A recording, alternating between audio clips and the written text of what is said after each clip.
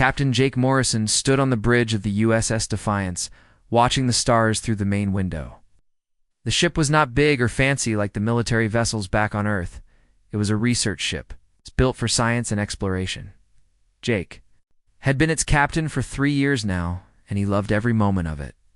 The Defiance carried 37 people.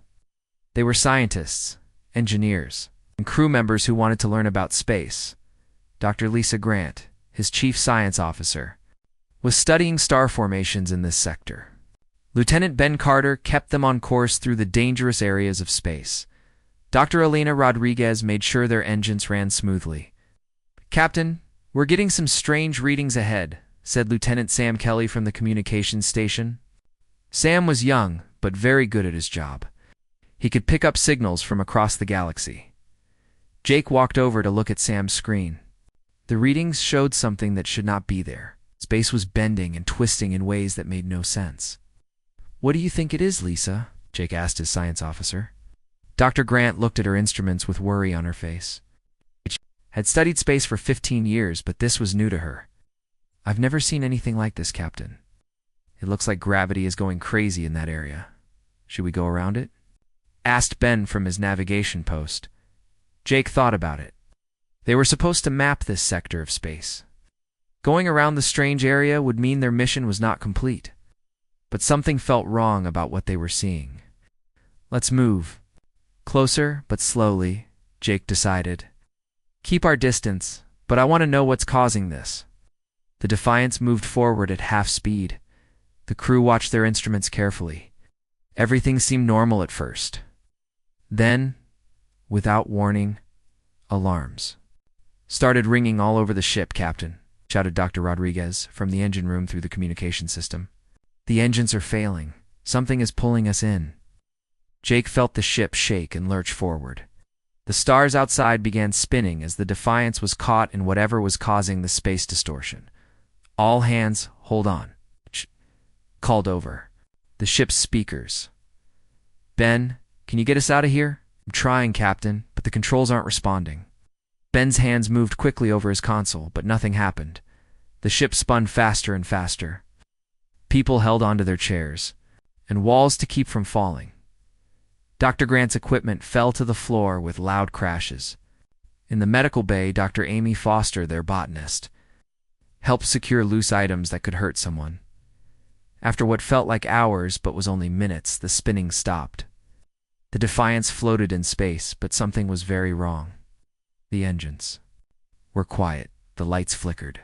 Emergency power kicked in, making everything dim and red. "Damage report," Jake called out. "Main engines are completely dead," reported Dr. Rodriguez. "The gravity thing fried all our main systems. We're running on emergency power only." "Communications?" Jake asked. "Local systems work, but our long-range transmitter is damaged," Sam replied. "I can fix it, but it will take time." Jake looked around the bridge. His crew was scared but trying to stay calm. These were good people. They had families back on Earth. He had to find a way to get them home. "Ben, where are we?" Jake asked. Lieutenant Carter checked his instruments. His face went pale. "Captain." "We're way off course. That thing threw us deep into unknown space. I don't recognize any of these star patterns. We could be hundreds of light years from where we were." Before Jake could respond, Sam's voice cut through the bridge. "Captain, I'm picking up ships on sensors. Big ones, and they're coming this way fast." Everyone looked at the main screen. 3 massive ships appeared in the distance. They were unlike anything humans had ever built. They were dark and angular, with red lights that pulsed like a heartbeat. They were at least 5 times bigger than the Defiance. "Are they responding to our distress beacon?" asked Dr. Grant hopefully. "I haven't sent one yet," Sam replied. "Our long-range communications are still broken." The alien ships moved closer. Jake could see weapon ports along their hulls. These were warships, not rescue vessels. Captain Sam said quietly, "I'm picking up their communications. I can't understand the language, but the tone doesn't sound friendly." Jake made a decision that would change everything. "Sam, get our communications working now. I don't care if you have to use spare parts from the coffee machine. We need to send a message." "To who, Captain?" "We don't know where we are." To everyone, Jake replied. To anyone who will listen. While Sam worked frantically on the communications system, the alien ships came closer. Their weapons began to glow with energy. Jake realized these aliens were not here to help. They were here to take prisoners or worse. Captain, I've got communications. Back online, Sam announced. It's not perfect, but it will work. Good. Open a channel on all frequencies. Send it everywhere. Jake took a deep breath, looked around at his crew. Dr. Grant was helping Dr. Rodriguez with repairs. Ben was trying to get their engines to work. Dr. Foster and Dr. Chris Taylor, their geologist, were checking on the other crew members. Dr. Kate Wilson, who kept everyone's spirits up during long missions, was making sure no one was hurt. These people trusted him. Their families trusted him to bring them home. He would not let them down. This is Captain Jake Morrison of the human vessel Defiance. He spoke into the microphone. We are under attack and request immediate assistance. Will not surrender. The alien ship stopped moving. Jake could imagine the confusion on their bridge. Who were these humans? Why were they broadcasting to the entire galaxy? Sam, keep that signal going. Make sure everyone in the galaxy knows we're here. Yes, sir. Broadcasting on all frequencies. Jake looked at the alien ships again. They were bigger and stronger, but he was not afraid. He had good people with him. He would face whatever came together. The signal from Captain Jake Morrison spread across the galaxy like ripples in water. It traveled through space networks that connected hundreds of worlds. On planets far from Earth, alien beings heard the human voice for the first time. On the Council homeworld, a beautiful planet called Nexus Prime, Ambassador Kethver of the Altarian Federation was in an important meeting. The Altarians looked like tall, thin humans, but with blue skin and large silver eyes. They were known for being very smart and peaceful. Kethver was discussing trade agreements when his assistant rushed into the room. The assistant was nervous and spoke quickly in their musical language. Ambassador, we are receiving a distress call from an unknown species. They call themselves humans. They are being attacked by Zephyrian ships. The other ambassadors in the room looked at each other with concern. Zephyrians were trouble for everyone. They were a warrior race that conquered weaker civilizations.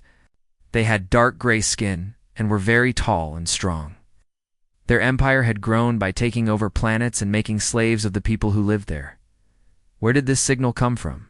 Asked Ambassador Tellera from the Vorthon Republic. The Vorthons had green skin and 4 arms, and they were excellent engineers. The outer rim near the Kepler sector, replied Kethver's assistant. The signal is being broadcast on all frequencies. These humans are asking for help from anyone who will listen. Ambassador Rixdell of the Centauri Alliance shook his head sadly. The Centaurians looked like large cats that walked on 2 legs. They were wise, but very careful about getting involved in conflicts. We cannot help them, Rixdell said. We have treaties with the Zephyrian Empire. If we interfere with their military operations, it could start a war. But these humans are asking for help, said Tellera. Should we not at least try to negotiate with the Zephyrians? Kethver looked at the data his assistant had brought. Humans were completely outmatched. Their ship was small and damaged. The Zephyrian fleet attacking them was huge. The humans have no chance, Kethver said quietly. Even if we could help them, they will be captured or destroyed before any rescue could arrive. Meanwhile, on a mining station in the Korhan system, the signal reached very different ears. The Korhan were warriors who respected strength and courage above all else. They had red skin and were built like fighters, with thick muscles and natural armor. Commander Groktar was training his soldiers when the communications officer brought him the human message. Groktar listened to the recording 3 times. Each time, he was more impressed. These humans refused to surrender, he told his second-in-command, Lieutenant Thekanal. They are facing impossible odds, but they will not give up. Should we help them, Commander? Asked the Kennel. Groktar thought about it. Korhan had their own conflicts with the Zephyrians. Both races believed in conquest, but the Korhan had honor. The Zephyrians just wanted slaves and resources. Send a message to the fleet commanders, Groktar decided. Tell them about these humans. Warriors who refuse to surrender deserve respect. In the Valter trading ports, The signal caused a different kind of excitement. The Valter were master traders who looked like tall, thin lizards. They had excellent hearing and could speak many languages. They were always looking for new opportunities to make profit. Merchant Captain Zeshik heard the human message while loading cargo onto his ship. The idea of a new species meant new trading partners. New trading partners meant new profits. Find out everything you can about these humans, he told his crew. Where did they come from? What do they make? What do they need? Captain, they might all be dead soon, one of his crew members pointed out. Then we need to learn about their home planet, Zeshik replied. If there are more humans out there, we want to be the first to trade with them. But the most important response came from a hidden base in the asteroid fields of Sigma Draconis. Here lived the remnant, survivors of races that the Zephyrians had conquered over the centuries. The base was home to many different aliens. There were Kelhari, who looked like humans but had pale skin and white hair. There were Nuthari, small beings with large heads, who were very intelligent. There were also Jakone, who had thick skin and could survive in space without suits. Commander Yelani of the Kelhari was the leader of this group. Her people had been slaves of the Zephyrians for 50 years before some of them escaped. Knew what it was like to face the Zephorian Empire with no hope of winning. Play the message again, she told her communications officer. They listened to Captain Morrison's voice one more time. Yelani heard something in his tone that reminded her of her own people's fight for freedom. He is not just asking for help, she said to the other remnant leaders. He's telling the galaxy that he will not give up. He's showing everyone that it is possible to stand against the Zephyrians. Old Krundar, a Nuthari elder who had survived 3 different Zephyrian attacks on his homeworld, nodded slowly. For decades we have hidden in these asteroids, he said. We tell ourselves we are gathering strength, but really, we are just afraid. These humans have no idea how dangerous the Zephyrians are, but they still refuse to surrender. What are you suggesting? Asked Jekko, a Jackan warrior who had lost his entire family to Zephyrian slave raids. Yelani stood up and looked at the star charts on the wall. Each red mark showed a world that the Zephyrians had conquered. There were hundreds of them. Him suggesting that maybe it is time to stop hiding, she said. If humans can face the Zephyrians without fear, maybe we can too. Back on the Defiance, Lieutenant Sam Kelly continued broadcasting updates about their situation. He did not know that his transmissions were being heard across the galaxy. He just followed Captain Morrison's orders to keep talking to anyone who would listen. This is the human vessel Defiance. Sam spoke into his microphone. We are still under attack. Our engines are damaged, but we are not giving up. To anyone receiving this message, please know that humans do not surrender to bullies. Dr. Elena Rodriguez worked desperately in the engine room, trying to get power back to their weapons and shields. She could hear the enemy ships getting closer through the hull of their ship. Sam, she called over the communication system, tell whoever is listening that we could really use some help right about now. Sam smiled despite their dangerous situation. You heard that, Galaxy? Dr. Rodriguez says we could use some friends. Out here, unknown to the humans, their simple request for help was becoming something much bigger. Their refusal to give up was inspiring others who had given up long ago. Their courage was reminding the galaxy that some things were worth fighting for. Even when the fight seemed impossible, the signal continued to spread, reaching more and more worlds. And on each world, someone was listening to the human voice and thinking the same thing. Maybe it was time to stand up and fight back. General Vexter stood on the bridge of his flagship, watching the small human ship through the main window. The Zephyrian commander was tall and powerful, with dark gray skin and bright yellow eyes. He had conquered 47 worlds for the Empire, and this should have been an easy victory. But these humans were acting very strange. General, they are still broadcasting their message, reported his communications officer. They refuse to surrender, and they keep asking for help from the entire galaxy. Vexter made a sound that was like laughter, but meaner. Let them talk. No one will come to help them. We are too far from council space, and the remnant cowards hide in their asteroid holes. Should we attack now, General? Asked his weapons. Officer, not yet. I want to see what these humans do when they realize no help is coming. It will be amusing. On the Defiance, Captain Jake Morrison was not thinking about amusement. He was thinking about survival. The alien ships had moved closer, and he could see their weapons charging with red energy. "Lisa, what can we use to fight back?" he asked. His science officer, Dr. Lisa Grant, looked at her damaged equipment. Most of their scientific instruments were broken, but some still worked. "Captain, we have the plasma cutter we use for taking rock samples. We also have the particle beam that we use to study stardust. Can we turn them into weapons?" "Maybe, but they were not built for fighting. They might not work very well." Jake nodded. Dr. Elena Rodriguez wiped oil from her hands. She had been working on the engines for hours, but they were still broken. "I can try, Captain, but I need people to help me. Take whoever you need." Dr. Amy Foster, the botanist, came to the bridge. She looked worried but determined. "Captain, I have an idea. I have been working with some very dangerous plant chemicals for my research. If I mix them the right way, they could make explosives." Jake stared at her. Amy was a gentle person who loved plants and growing things. The idea of her making bombs seemed wrong. "You sure, Amy? Those chemicals could be very dangerous." "No, Captain, but I would rather die trying to fight than die doing nothing." That was when Jake realized something important. His crew was not just scared scientists anymore. They were becoming something else. They were becoming fighters. "Ben, what about our navigation systems?" Jake asked. Lieutenant Ben Carter looked up from his console. "Most systems are down, but I can still control our direction. The engines are broken, but we have maneuvering thrusters." "Good. If we are going to die, let's make it count."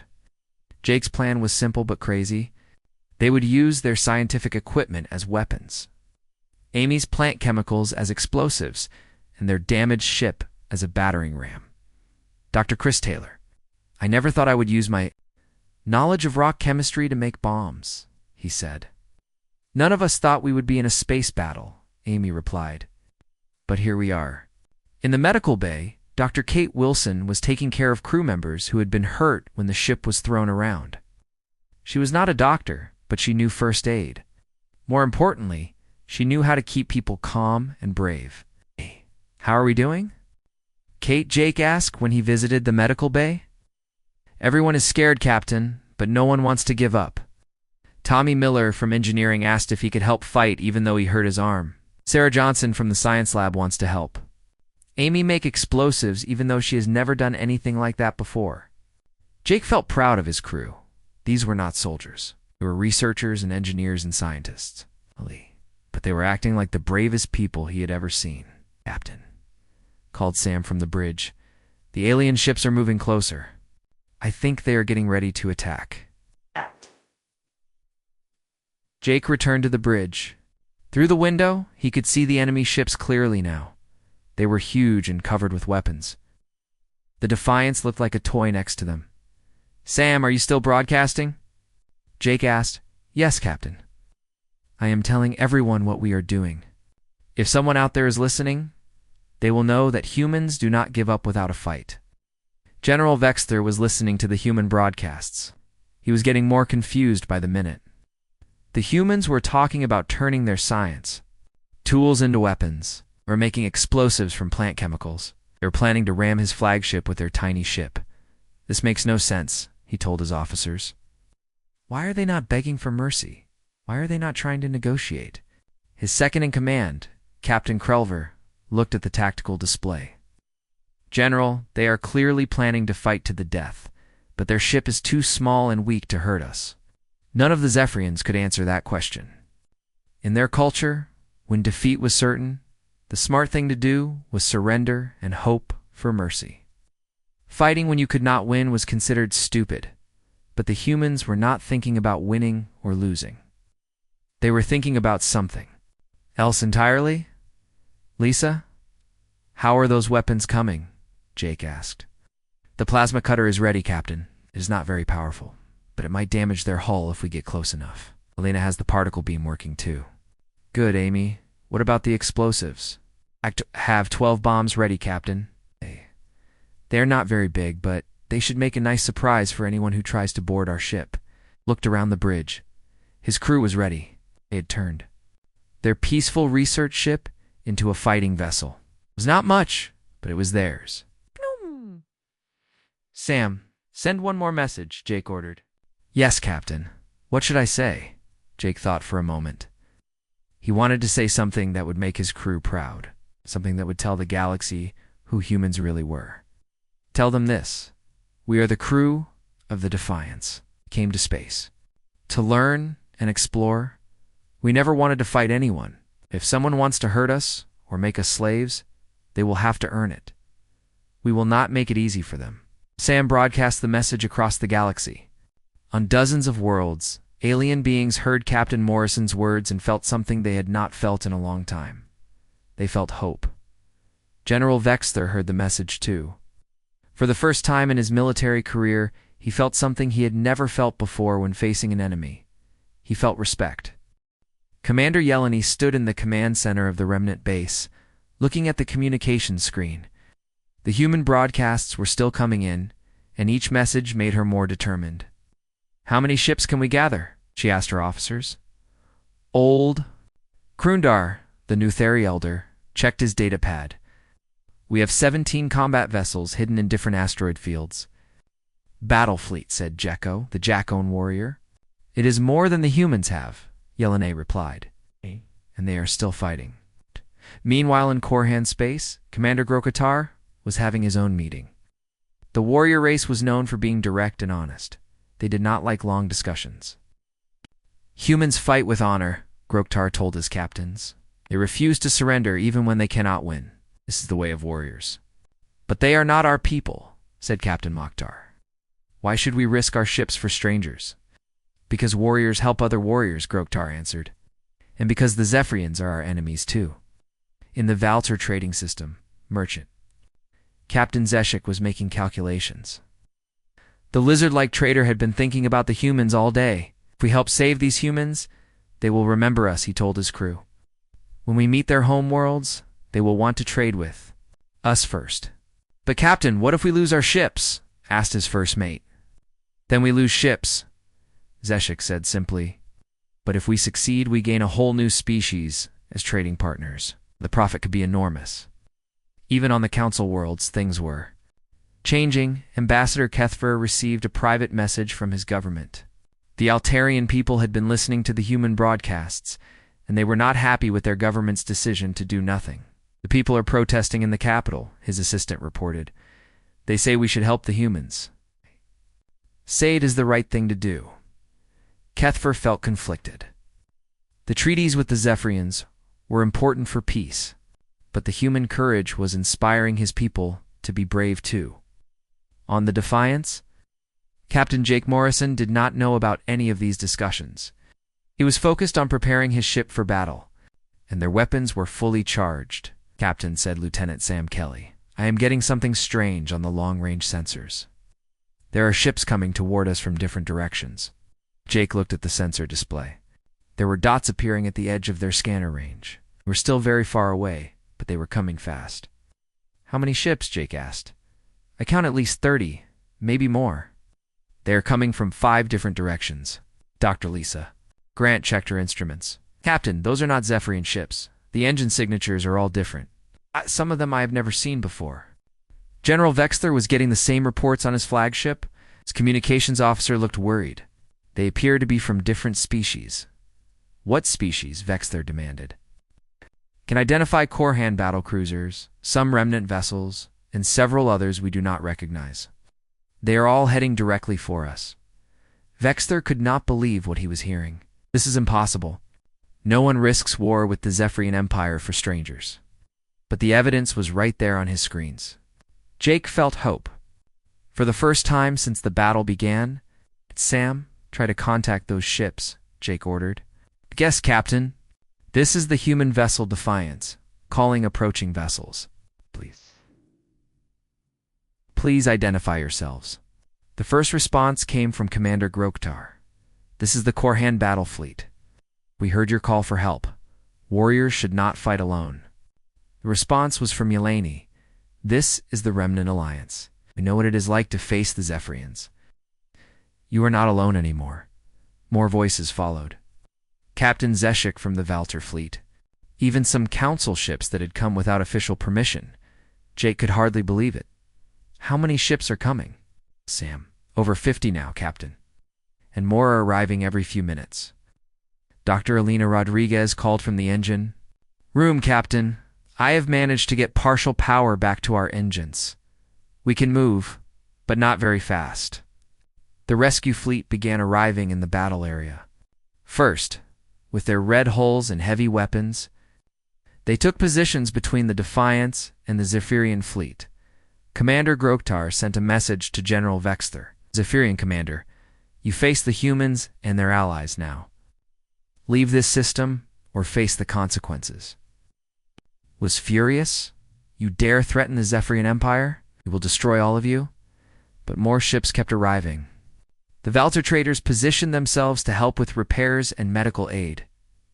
Jake watched through the bridge window as the rescue fleet grew larger and larger. Ships he had never seen before were taking positions to defend his small research. Vessel captain, said Dr. Kate Wilson, who had come to the bridge. Why are they doing this? They do not even know us. Jake thought about her question. It was a good one. Why would strangers risk their lives for people they had never met? I think Jake said slowly, it is because they heard us refuse to give up. Maybe that reminded them of something they had forgotten. Lieutenant Ben Carter was working at his station when he noticed something important. Captain, the Zephyrians are moving back. They are not attacking anymore. Shh. Jake looked at the tactical display. The 3 Zephyrian ships were retreating to a safe distance. They were now outnumbered more than 15-1. Sam, are you still broadcasting? Jake asked. Yes, Captain. The whole galaxy is hearing this. Good. Send this message to all the ships that came to help us. Thank you. We are humans from the planet Earth. We came to space to learn and make friends. Today we learned that the galaxy is full of good people who will help strangers in need. We are proud to fight beside you. The message went out across all frequencies. On dozens of worlds, people heard Captain Morrison's words and felt something they had not felt in years. They felt united. Commander Yelani sent a message to the Defiance. Captain Morrison, your ship is damaged. You allow us to help with repairs? We'd be grateful for any help you can give, Jake replied. Dr. Amy Foster, who had been making explosives, is now helping coordinate the rescue efforts. Captain, the Valter are sending medical supplies. The Korhan are offering to share their weapons technology. Everyone wants to help. Jake smiled for the first time since the battle began. They had sent out a simple call for help, and the galaxy had answered in ways he never could have imagined, but the best part was still to come. General Vexter stared at the massive fleet surrounding his 3 ships. In all his years of conquest, he had never seen anything like this. Ships from dozens of different species were working together, something that should have been impossible. General, what are your orders? Asked his weapons officer nervously. Vexter was trapped. If he attacked, his ships would be destroyed in minutes. If he retreated, word would spread across the galaxy that the mighty Zephyrian Empire had run away from a single human research ship. Open a channel to the human vessel, he ordered. On the Defiance. Captain Jake Morrison received the communication request. He looked around his bridge at his crew. They'd all been through so much together. Put him on screen, Sam, Jake said. General Vexter appeared on the main display. He looked angry and confused. Human Captain, I am General Vexter of the Zephyrian Empire. You have caused me great trouble today. I'm sorry to hear that, General. Jake replied calmly. We were just trying to survive. Your survival has created something that should not exist. You have broken the natural order of things. Jake looked at the display showing all the ships around them. Korhan warriors were sharing repair equipment with Valter traders. Remnant survivors were coordinating with council vessels. Former enemies were working side by side. Maybe the natural order needed to be broken, Jake, said Commander Groktar sent a message to all ships. In the fleet, the Zephyrians are outnumbered. If they choose to fight, we will destroy them completely. General Vexter knew when he was beaten. This is not over, humans. The Empire will remember this day. So will we, Jake replied. And so will our new friends. The 3 Zephyrian ships turned and jumped to hyperspace, leaving the battlefield. The rescue fleet had won without firing a single shot. Over the next few hours, repair crews from different species worked together to fix the Defiance. Dr. Elena Rodriguez worked with Korhan, engineers to rebuild the engines. Dr. Lisa Grant shared human medical knowledge with alien doctors who were treating the injured. They were making plans that would change the galaxy forever, Commander. Yeleni sent a message to all the remnant bases hidden throughout the galaxy. Today we stopped hiding. Today we fought back. The humans showed us that courage is stronger than fear. Within days, the news of the battle spread to every world in the galaxy. The story was simple but powerful. A small human ship had refused to surrender. Kethver received new orders from his government. The Altarian people had voted to change their policies. They wanted to help other species, not just make treaties with them. Send a message to the humans, Kethver told his assistant. Invite them to join the Galactic Council as full members. Tell them we want to learn from their courage. Space Commander Groktar was training new recruits. But now he was teaching them something different. The humans taught us this. The Valter traders began planning trade routes to human space. If all humans are like the crew of the Defiance, he told his merchants, they will be the best trading partners in the galaxy. On the Defiance, Captain Jake Morrison was writing his report to Earth Command.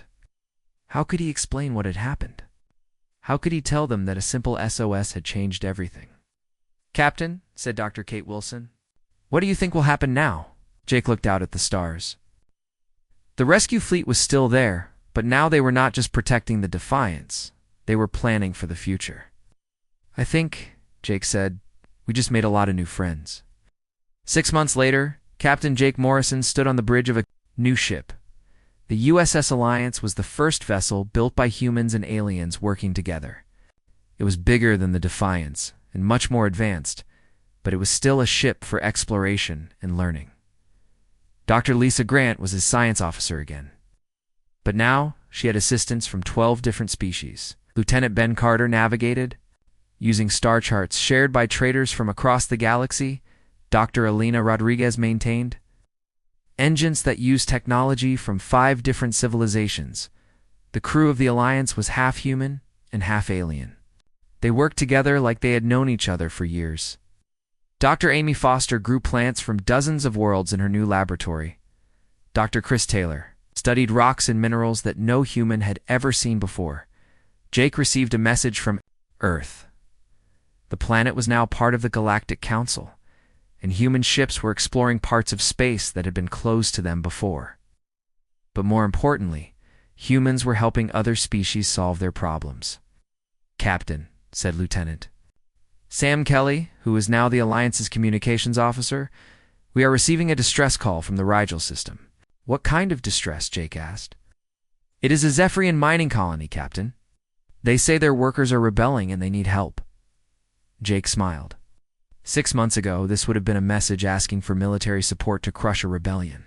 Now it was different. The Alliance turned toward the Rigel system, followed by ships from the new Galactic Alliance. The rebellion there would be successful, just like dozens of others across the former Zephyrian Empire. The galaxy had learned something important from the crew of the Defiance. Sometimes the strongest thing you can do is refuse to give up. Sometimes courage is more powerful than weapons. And sometimes when you ask for help, the whole universe will answer. Dr. Kate Wilson. Her favorite lesson was about the day everything changed. The humans did not win because they were stronger, she would tell her students. They won because they showed everyone else how to be brave. They proved that no one has to face their problems alone. In the captain's quarters, Jake kept a recording of that first SOS message.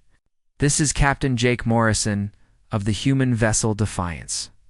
We are under attack and request immediate assistance. We will not surrender. Those words had changed the galaxy. They'd shown everyone that sometimes the most important thing you can do is simply refuse to give up hope, and the galaxy was a better place because of it.